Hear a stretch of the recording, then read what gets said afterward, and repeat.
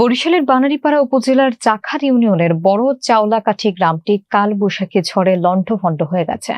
ঝড়ে অগণিত ঘরবাড়ির চালা উড়ে গেছে, ৮ থেকে ১০টি ঘর সম্পূর্ণভাবে ধসে পড়েছে।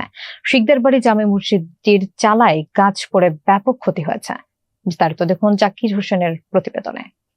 অনেক দোকান এবং গাছপালা ভেঙে যোগাযোগ ব্যবস্থা বিপর্যস্ত হয়ে পড়েছে।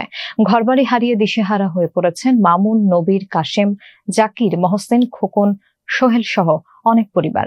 গবাদি পশুর খামার এবং এনজিও লোনে গড়ে তোলা বসত বাড়িও ধ্বংস হয়েছে। শহীদ তাহিদুল ইসলামের ঘরের চালা উড়ে গিয়েছে।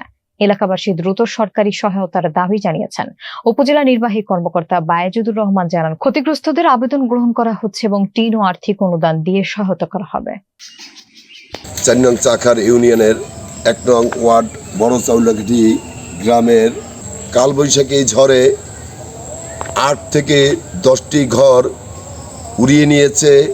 মসজিদের আমাদের যদি সরকার সহায়তা না করেন তাহলে আমি এই ওয়ার্ডের পক্ষ থেকে